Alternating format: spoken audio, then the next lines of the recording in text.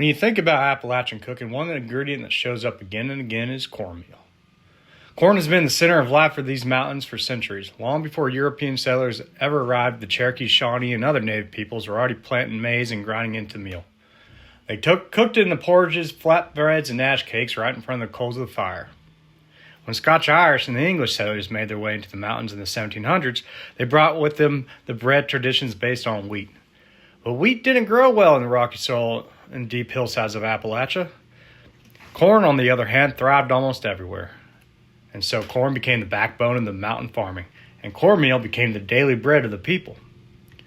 Grinding corn was a regular part of life. Families hauled their harvest down to the small water-powered mills, scattered along the creeks, and came home with sacks of fresh ground meal. That meal went into hearty, filling foods that could stretch a family's supplies all through the winter. Out of this tradition came two of the most iconic Appalachian dishes, cornbread and corn pone. Cornbread, as mountain folks made it, was simple. Cornmeal, water, or buttermilk, a pinch of salt, maybe a little baking soda or powder, once those were common. Baked in a cast iron skillet with bacon grease or lard, it became savory and crisp-edged. It wasn't the sweet, cakey cornbread many people know today. It was meant to be eaten alongside beans, greens, or soup. Humble food for hungry bellies. Corn pone was even simpler. Just cornmeal and salt and water.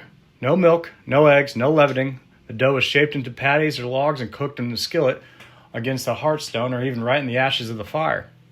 Corn pone was a survival food. When times were lean, families could still rely on it and carry them through. Over time, cornbread and pone became more just the food. They became symbols of Appalachian resilience and self-reliance. With a stack of corn in a millstone and a skillet, a family could feed themselves without needing much from the outside world. And even today, when you taste real Appalachian cornbread, you're not just eating a side dish, you're tasting a piece of the mountain history. A story of how cornmeal kept generations alive and how it still ties people to the roots. Now this is a type of dent corn, and you can see why they call it dent corn, because it's dented in, and it's called Jimmy Red corn. Now here's a little bit of history on old Jimmy Red corn here. Jimmy Red corn is more just a rare variety of corn. It's a story of survival, revival, and tradition. This bright red heirloom corn traces its roots back to southern Appalachian American South, especially in the Carolinas. For generations, farmers grew it as a moonshine corn. Its rich and oily kernels made some of the smoothest, most flavorful whiskey you could ever find. But Jimmy Red wasn't just for stills. It was also ground into meal and cornbread for grits and prized for its deep, nutty taste. By the 1970s, though, Jimmy Red had nearly disappeared. When the last known in South Carolina moonshiner who grew it passed away, the corn was down to just 2 cobs. 2 cobs that could have meant the end of the entire variety, but the local seed savers and farmers saw the value and worked hard to keep it alive. From those 2 cobs, they slowly rebuilt the seed stock. Today, thanks to those efforts, Jimmy Red is once again growing in fields across the South. Distillers treasure it for the old-fashioned whiskey character, and chefs love it for the incredible flavor that it brings to cornbread, grits, and tortillas. What sets Jimmy Red apart is its taste.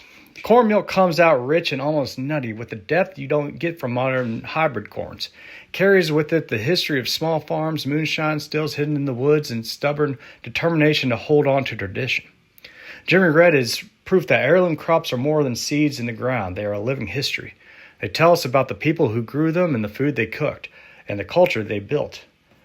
And every time someone bakes a skillet of cornbread or mills a batch of grits from Jimmy Red, they're helping to keep that history alive. So what else I'm working on is shoveling everything out of here, putting it into our compost pile. Now I'm going to clean all this up, clean that up, put the leftover feed. I got 2 bags and a half a bag out here. Hopefully it'll keep through winter. It should. Put all that over there. Clean all this up, get all the cobwebs out of here, dust everything off, and I'm going to hang my dent corn from the rafters. I'm going to use string and tie them across, but that should hang it and they'll continue to dry, and I'll turn the fan on them and dry it out. So I got the whole entire brooder cleaned out. All right, swept, everything like that.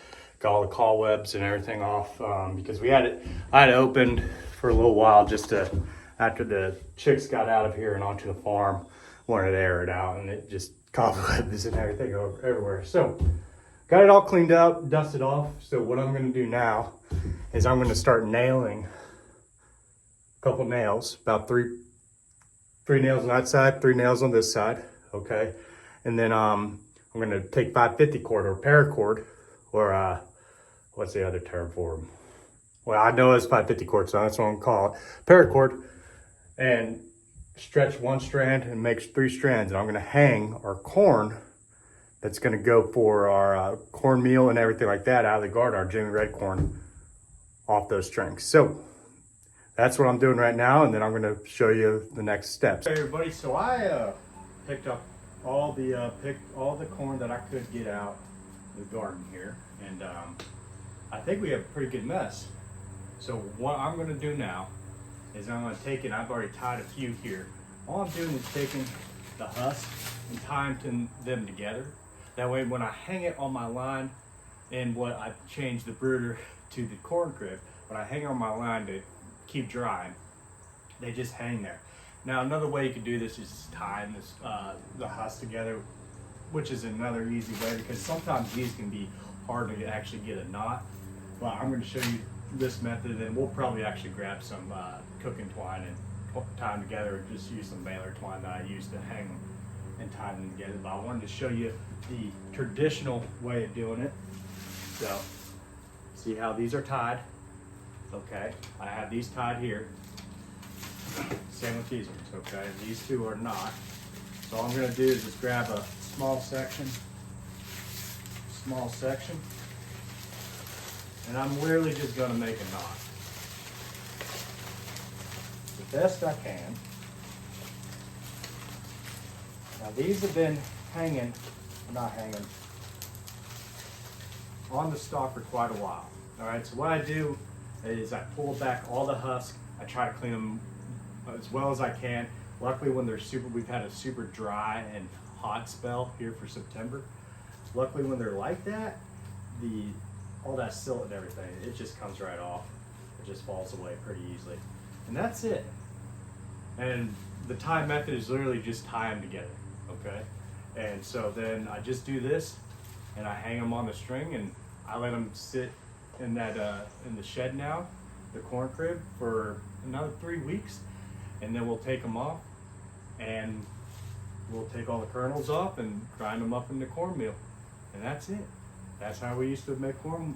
Well, how we still make it today, just on a large production scale, a lot of machinery. But this is how they used to do it back in the day, back in pretty much up and down Appalachia. It didn't matter if you were northern Appalachia, southern Appalachia, everybody made cornmeal. This is a staple on an Appalachian dinner table was cornbread. So that's it, and this is Jimmy Red corn, and it did pretty well this year, and I'm pretty happy about it. So I'm going to do this and show you guys how I hang them, and then we're done. We're done until about 3 weeks, and I'll probably do a video on cornbread. Well, everyone, so you see here, I have my corn hanging, and all I did, these are all tied. You can see the knots here. All right, and I will have these hanging in here for about, I don't know, 3 weeks. Okay. And once I pull them down, we'll take all the kernels off and then grind them into cornmeal. And that is it. And I tell you, you want to name a picturesque, I know it's a little less picturesque with the grow lights and everything, the heat lamps, but I mean, talk about picturesque view of fall, you know? I mean, that is just, to me, that's pretty, you know. That's heritage. Is something my ancestors is. That's something I'm trying to keep up with, and that's great, you know. So that's all I did. I just tie them and hang them, and in about 3 weeks they're ready to come off the cob there. Well, I appreciate y'all tuning in, and if you like, please like and share, and if you haven't subscribed yet, please subscribe to our YouTube channel. I try to show the heritage of Appalachia and our culture, and up and down, all the way through, and what we're doing. And I thank you for tuning in. Bye.